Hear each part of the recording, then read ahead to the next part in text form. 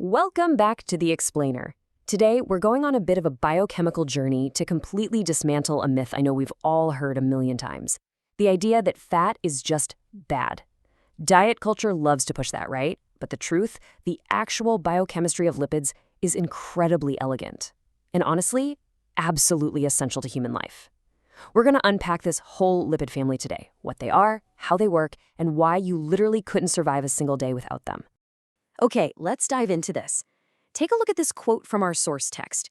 It personifies fat in this really cool way, perfectly capturing its dual nature. It says, "With water, I say, touch me not. To the tongue, I am tasteful. Within limits, I am dutiful. In excess, I am dangerous." It's such a perfect summary, isn't it? It hates water. It makes our food taste amazing. It does all these vital biological duties when kept in balance. But yeah, in excess, it can be dangerous. So we're dealing with a really complex character here, not just some one-dimensional villain. So here is our roadmap for today. First, we'll meet the lipid family. 2, we'll look at fatty acids and fuel. 3, builders of the cell. 4, the truth about cholesterol. And 5, amphipathic lipids and water. Let's get right into it. Starting with section 1, meet the lipid family, the hydrophobic relatives. To truly get a handle on lipids, we first need to define what exactly unites this massive, super diverse biochemical family. So the crucial point is this: lipids are actually not defined by a single shared structure. You know, if you think about DNA or proteins, those are polymers, right? They're made of long, repeating chains of similar building blocks. But lipids, not like that at all. They're mostly small, vastly different molecules.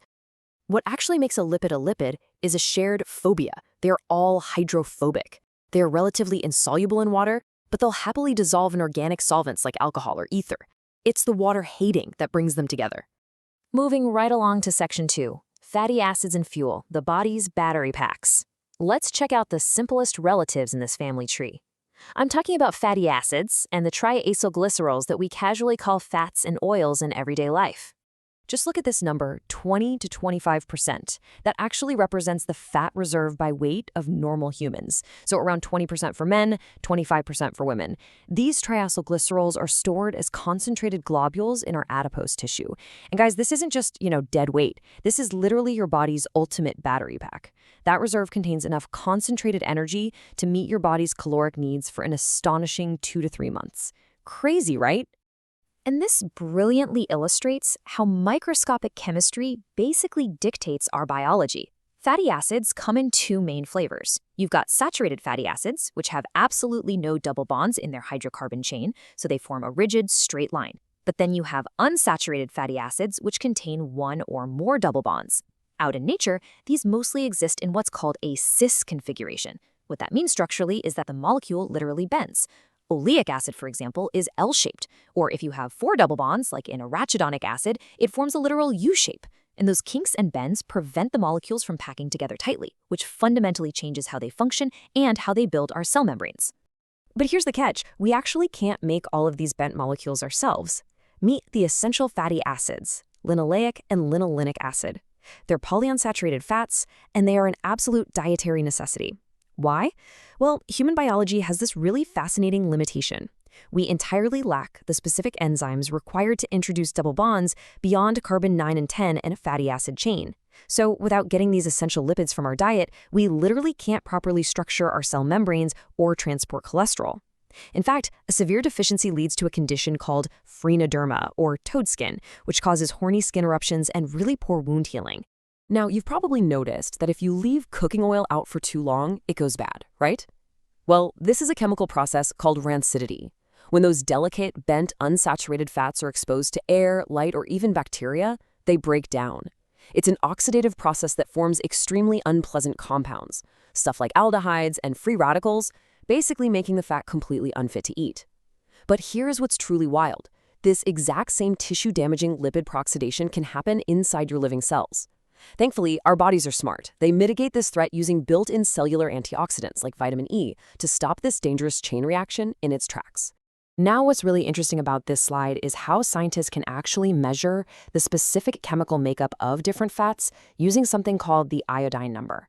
Basically, the iodine number measures how many grams of iodine are absorbed by 100 grams of a fat. It's a direct test for relative unsaturation. So coconut oil, for instance, is highly saturated, so it absorbs very little iodine, only like 7 to 10.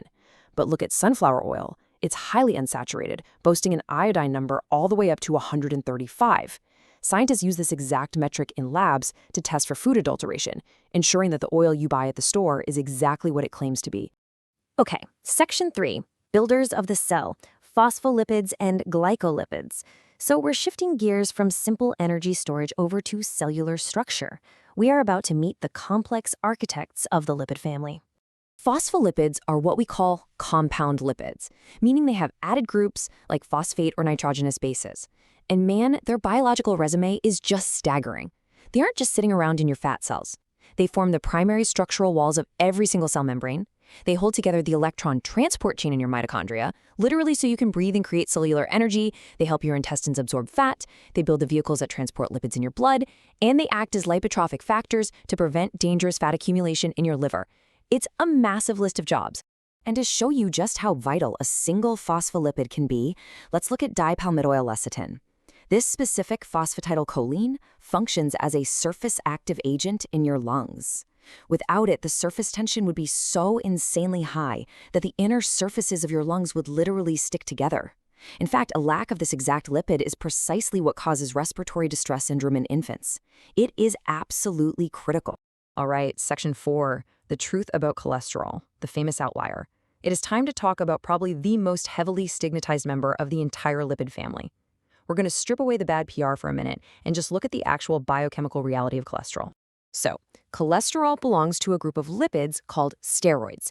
And instead of those straight or bent chains we saw earlier, steroids are built on a highly complex 4-ring structural nucleus with a massively long name, cyclopentanoper-hydrophenanthrene, or just CPPP for short. Cholesterol, which, fun fact, literally translates from Greek as solid alcohol from bile, is found exclusively in animals, and it is built entirely around this rigid 4-ring structure. Because it's weakly amphiphilic and a poor conductor of electricity, cholesterol is fundamentally necessary for human life. Seriously, it actually forms the insulating cover for the electrical wiring in your nervous system, which is what allows your nerve impulses to fire. It also sits right inside your cell membranes, determining exactly what is and isn't allowed to pass through.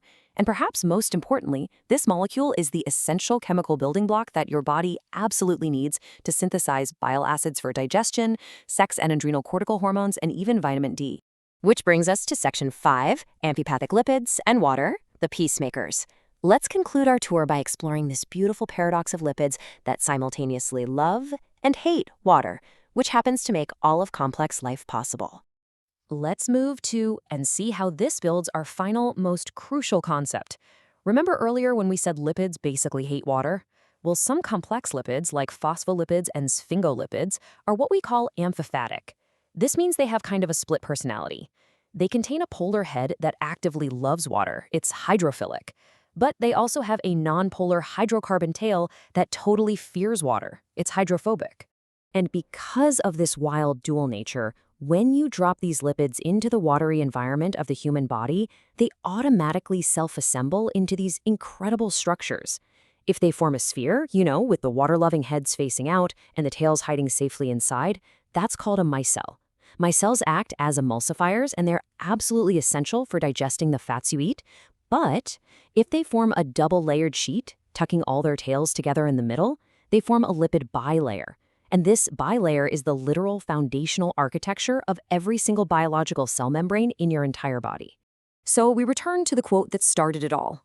Yes, fat can indeed be dangerous in heavy excess, but when you look at the brilliant structural mechanics of bent unsaturated fatty acids or those life-saving lung surfactants, the hormonal building blocks of cholesterol in the self-assembling borders of our very cells, you really have to ask yourself, could our brains, our bodies, or our cells exist for even a single second without them?